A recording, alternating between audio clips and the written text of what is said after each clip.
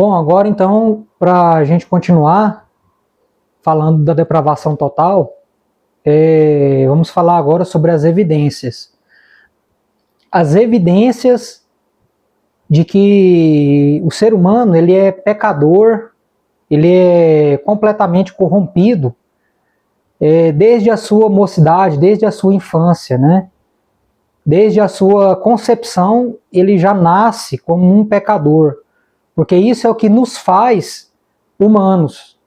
Não apenas a capacidade de raciocinar, a capacidade de termos inteligência, mas a capacidade natural de pecar.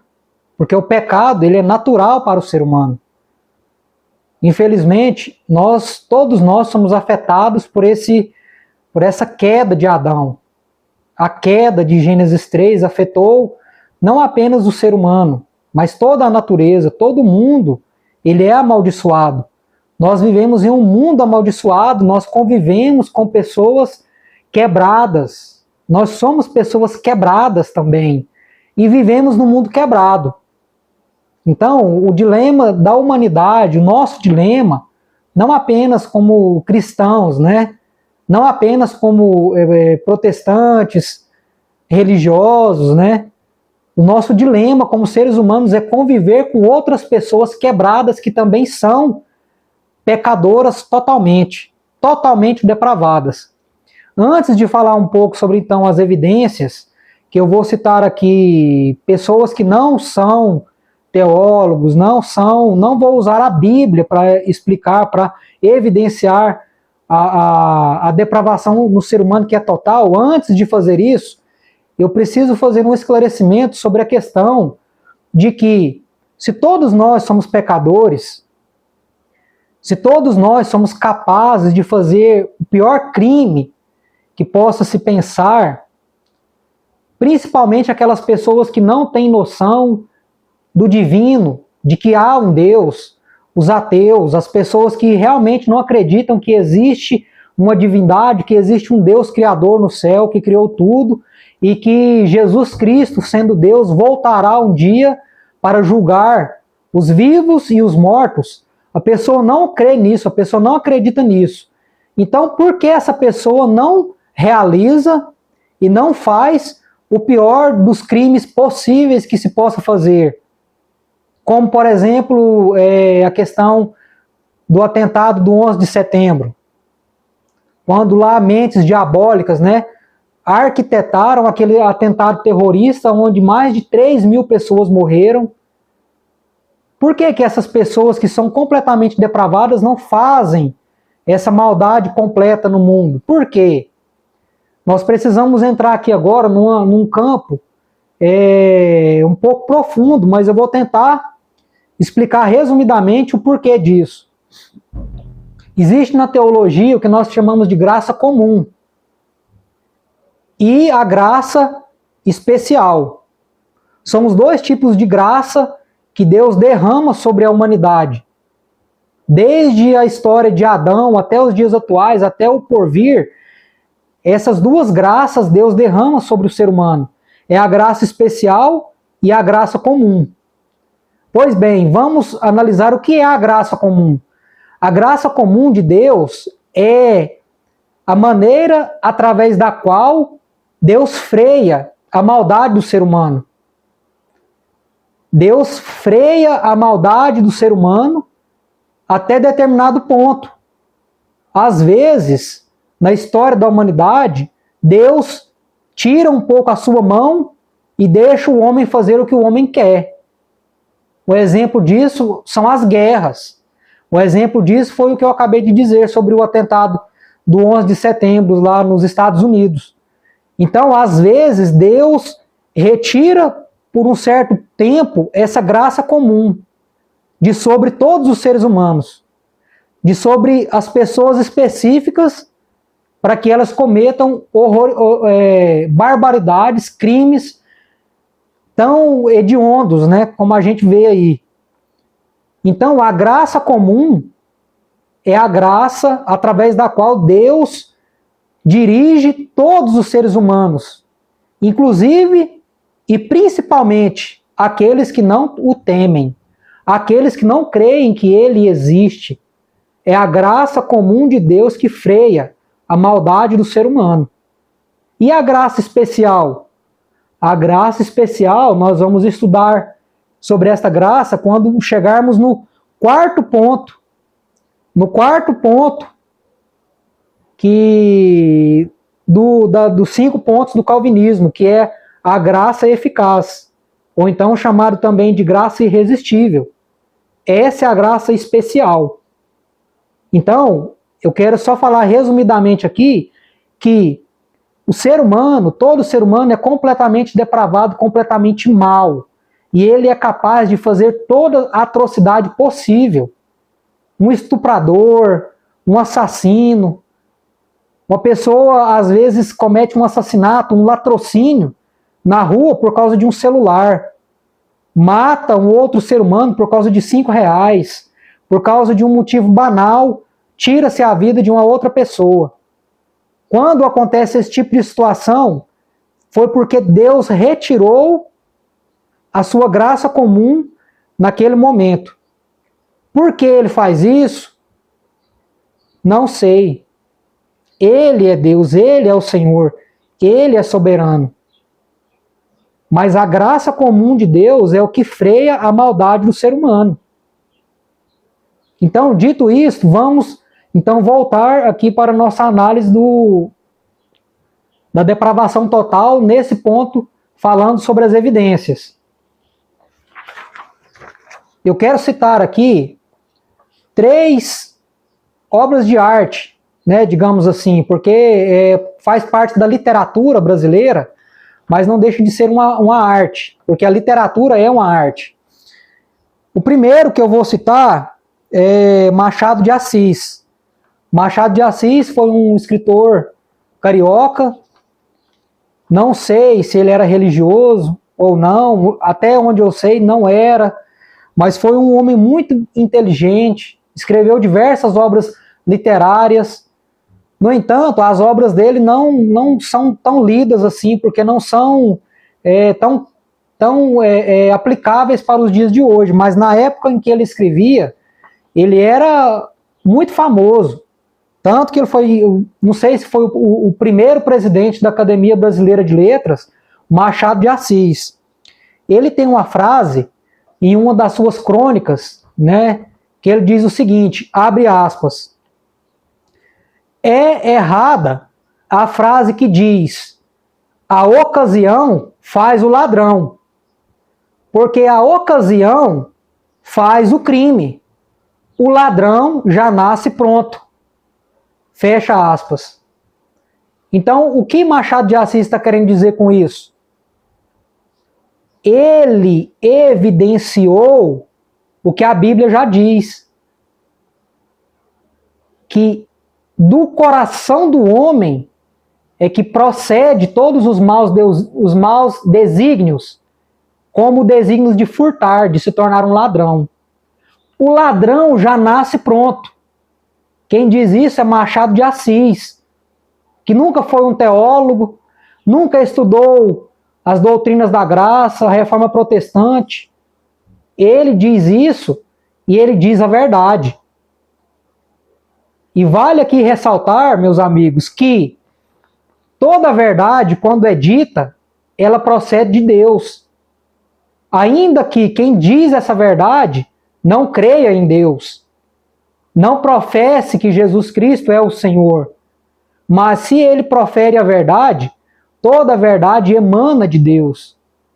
Porque Jesus disse, eu sou o caminho, a verdade e a vida. Jesus é a verdade, Jesus é a fonte da verdade.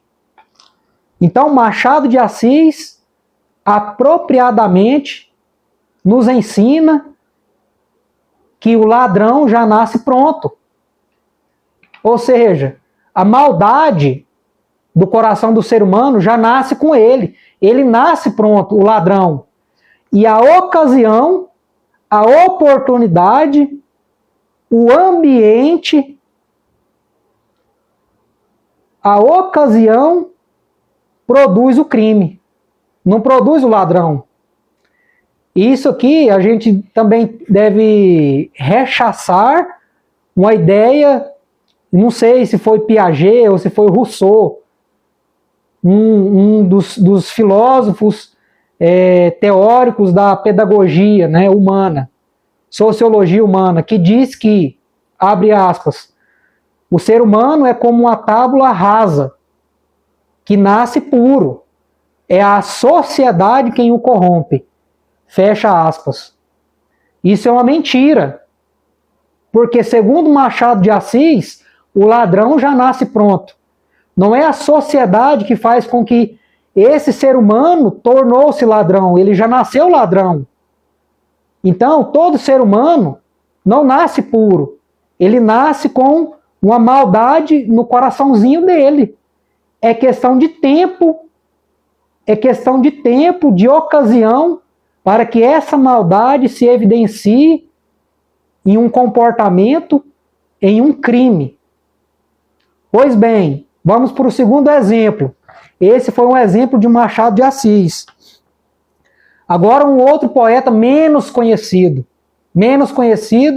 mas não menos importante, que eu vou citar apenas 2 versos, eu acredito que é o poema mais famoso dele, que é Augusto dos Anjos, que tem um poema, né, que é Versos Íntimos. Desse poema, a frase mais famosa é aquela que diz assim, o verso mais famoso, né, que diz assim, a mão que afaga é a mesma mão que apedreja. Esse é um verso desse poema, mas nesse mesmo poema é um soneto, que é chamado Versos Íntimos, como eu disse, tem uma frase que diz assim, o homem, aliás, diz assim, abre aspas, o homem que nesta terra miserável mora entre feras e sente inevitável vontade de também ser fera. Fecha aspas. Então, Augusto dos Anjos, nesses versos aqui, ele diz que o homem vive numa terra miserável e mora entre feras. No entanto, esse mesmo homem que mora entre feras, ele sente inevitável vontade de também ser fera. E essa vontade, ela é inevitável. Augusto dos Anjos aqui diz uma verdade. É uma vontade que não tem como se evitar. Porque todos nós, todos os seres humanos, sentem essa vontade inevitável de também ser fera, ser competitivo, vencer. E ao vencer, alguém precisa ser derrotado. Quando a gente vai estudar para um concurso, quando a gente vai trabalhar em uma empresa privada, nós sentimos a necessidade de vencer alguém. E nós vivemos entre feras, do mesmo jeito que nós desejamos vencer eles desejam nos vencer. Então, tudo que nós fazemos nesse mundo é uma vontade inevitável de também ser fera, de ser vencedor, de competir, de ganhar a todo custo. Então o homem sente uma vontade inevitável. É inevitável que eu peque. É inevitável que você peque. Agora, o que é o pecado? Eu iria deixar isso mais para o final, mas já que estou falando isso, nós precisamos entender o que é o pecado. O catecismo, o breve catecismo, o catecismo maior de Westminster vai ter uma pergunta que diz assim, o que é pecado? E de forma sucinta, de forma bem superficial, ele vai dizer que é toda transgressão da lei de Deus ou algum comportamento que não está de acordo com a lei de Deus. Isso é pecado. Beleza, tudo bem. No entanto, quando nós estamos estudando a doutrina da depravação total, o pecado precisa ser entendido em um nível mais baixo, um nível mais profundo, em um nível, numa profundidade que nós ainda não chegamos, nós ainda não analisamos. Então, o que é o pecado?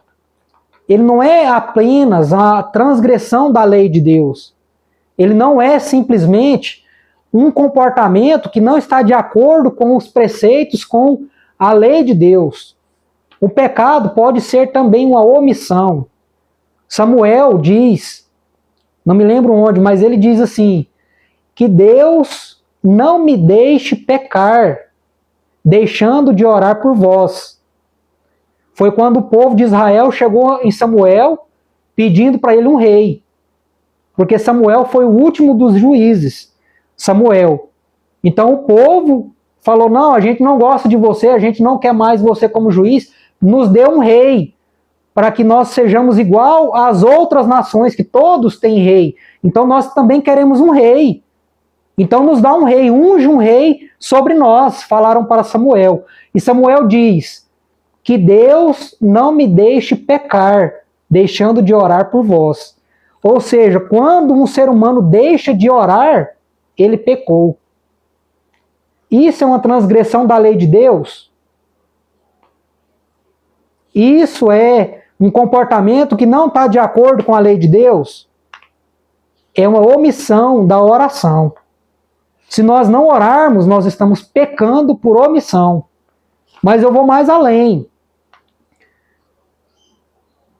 Em Hebreus diz que tudo o que não provém da fé é pecado. Hebreus 11, eu acredito.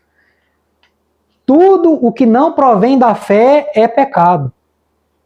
Então, se eu penso, se eu tenho um pensamento, se eu faço alguma coisa, se eu tenho algum desejo, se eu tenho alguma vontade que não provém da fé, que fé? A minha fé em Cristo. A fé em Jesus Cristo. Se tudo que eu produzo, se alguma parte da minha existência não provém da minha fé, isso é pecado. Tanto que eu vi um dia um pregador falando a respeito da história de um homem nos Estados Unidos que foi construir um médico, foi construir um hospital. O hospital juntou muito dinheiro, fez campanha no Canadá, buscou dinheiro, patrocínio e construiu um hospital para os pobres. Construiu um hospital para os pobres, mas esse homem fez isso para quem? Para quê? Isso era bonito? De um ponto de vista altruísta? Sim, lindo. Bonito. Mas ele fez isso para a glória de quem? Para a glória dele mesmo?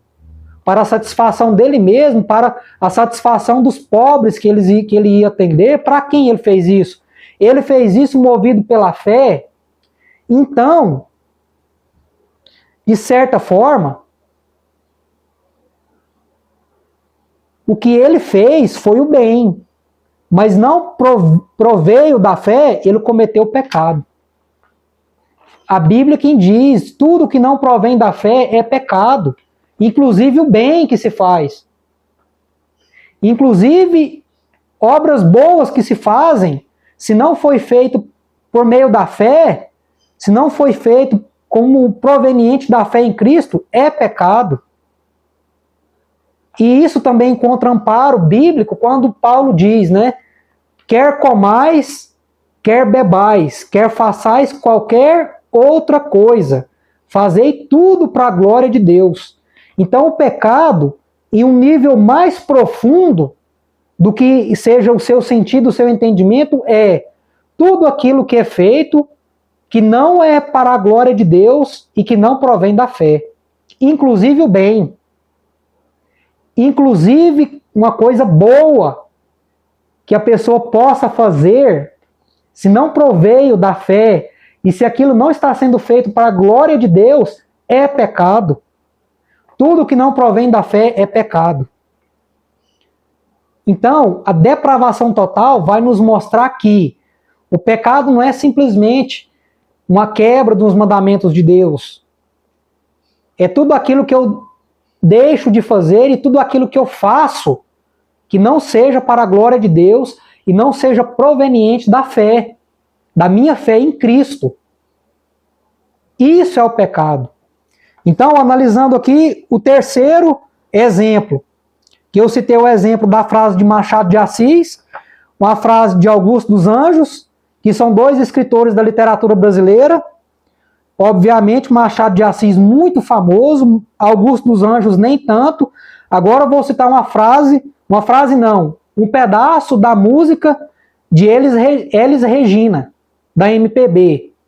Obviamente não vou cantar aqui porque eu não sou um cantor, mas a letra diz assim, um pedaço da letra. O nome da música é Como os Nossos Pais. Elis Regina, lá nessa música, ela compôs essa música e tal, ela escreveu assim, ó, ela escreveu assim, abre aspas, apesar de termos feito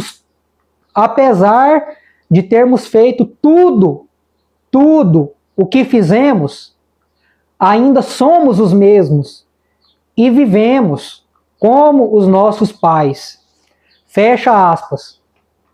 Então, Elis Regina também evidenciou que ela era como seus pais.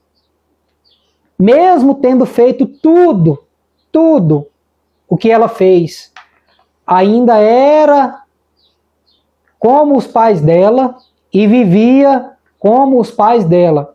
De que forma? Vivendo para quê? Para quem?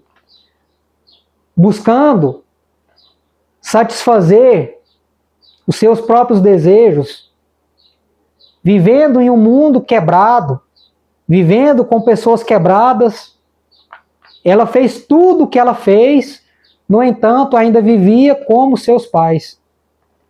Então, assim, eu utilizei 3 exemplos de pessoas que não estão na Bíblia, são histórias bíblicas, mas poderia utilizar muitos exemplos bíblicos aqui, que evidencia a depravação total. Mas aqui, como eu disse, é uma reflexão, é um estudo superficial, digamos assim, né, bem resumido, sobre as doutrinas da graça. Então eu acredito que por aqui fique bom a gente evidenciar que a depravação ela é total.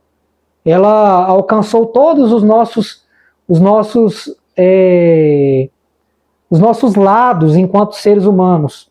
Todas as nossas faces, todas as nossas caricaturas que utilizamos, tudo em nós foi afetado pelo pecado, pela depravação que é total. E ela é total mesmo. Então agora eu vou gravar daqui a pouco um outro vídeo. Em que conclusão nós chegamos diante desse dilema da depravação total?